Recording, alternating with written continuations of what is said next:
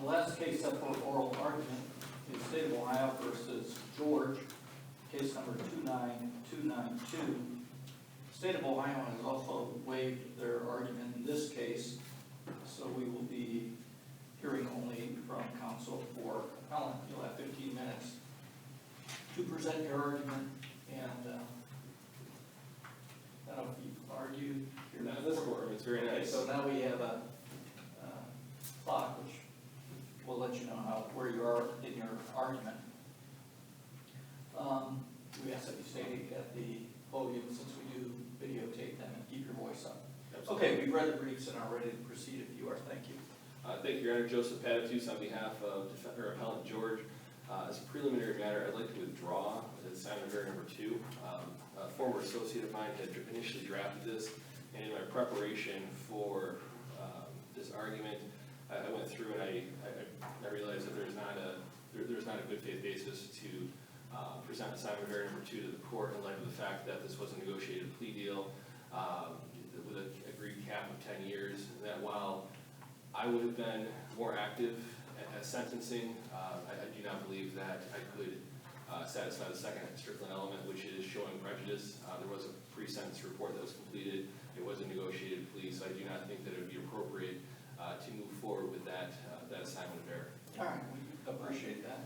I do think that this case does come out on assignment of error number 1 and the criminal rule 11 requirements, especially when we look at the specific language of the court used. And I am cognizant that in this matter there was a signed plea agreement that was presented or was used in the matter, but what I believe the 9th District's ruled, and I also believe the Ohio Supreme Court says we have to look at what the court said when we talk about things like post-release control, because part of a negotiated plea is what's going to happen to me being the defendant. And here, he knew they had a cap of 10 years, but then he was told by the court that he may not, or he may not have 5 years of post-release control, which is a mandatory sanction.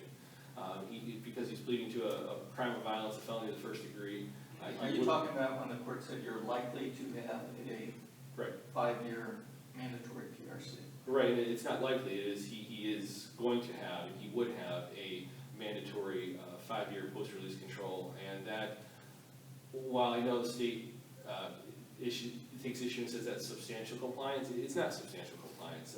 It's either the court advises that you will have it, or the court doesn't do that.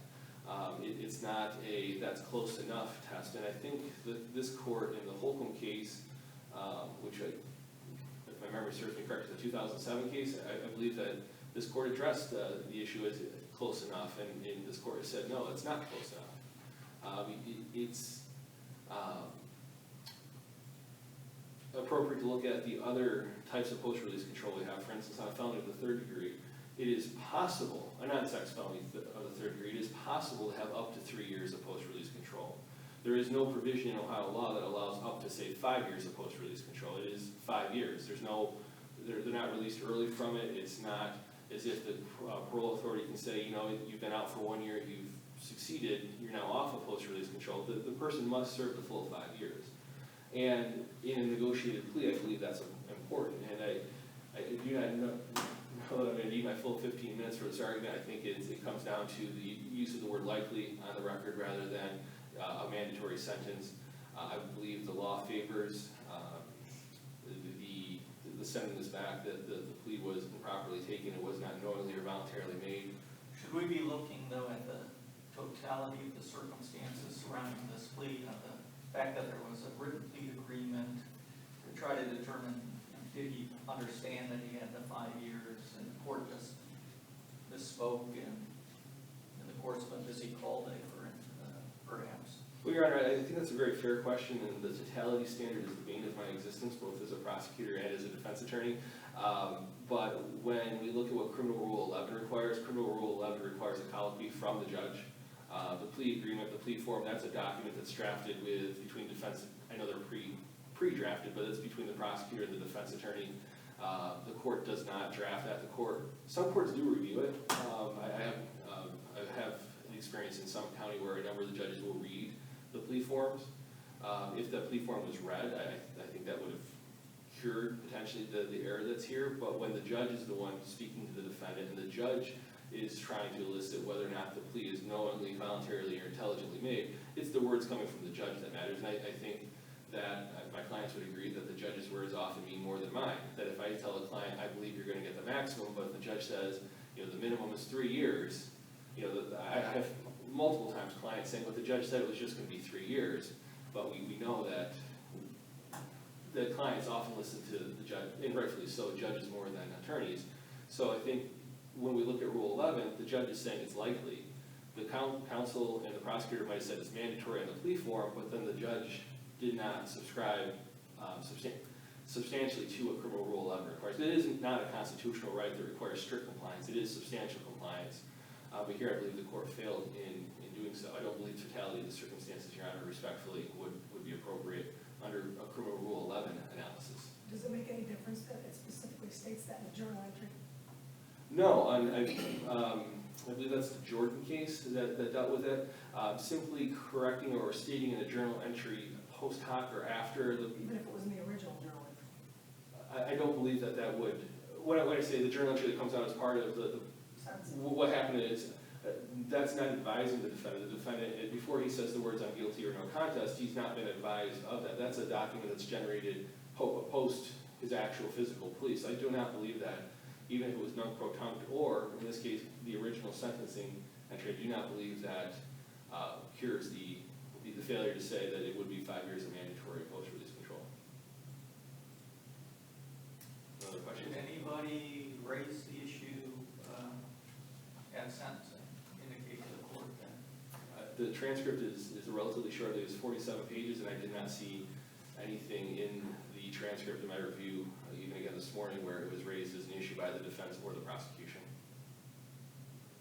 So you see this as a strict compliance requirement? No, I do believe this is still substantial compliance, but because again, it's this isn't a constitutional right. This isn't as the advice to right to a jury trial, the right to compel witnesses. This is a criminal rule 11C requirement, which was substantial compliance, is my understanding of case law. But when the choice is advising that it's mandatory versus likely is a possibility. That's not substantially advising of a mandatory, because there's no way around it. On a felony of the first degree, it is mandatory 5 years. Where, for instance, and that's why I use the example of a felony of the third degree non-sex offense, that is the possibility of up to 3 years. The parole authority can give 0, and in many cases they do give 0 on nonviolent offenses. But on a felony of the first degree offense of violence, it is a mandatory sanction. And saying that it is likely, that is not, in my opinion, substantial compliance. So what would happen in this case?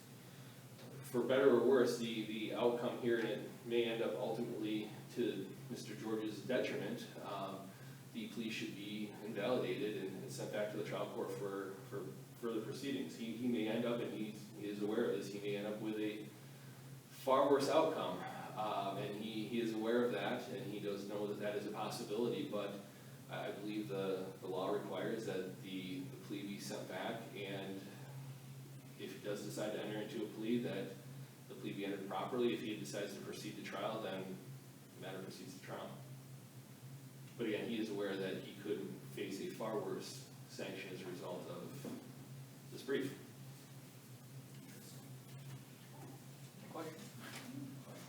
Well, we want to thank you then for your argument today, and we'll take the matter under advisement. The clerk of courts will mail a copy of the court's decision to you on the day it's released. And as you probably know, the opinions are also posted on the Supreme Court of Ohio's website, so you can check there. But again, thank you for hearing today and arguing. Thank you, Your Honors.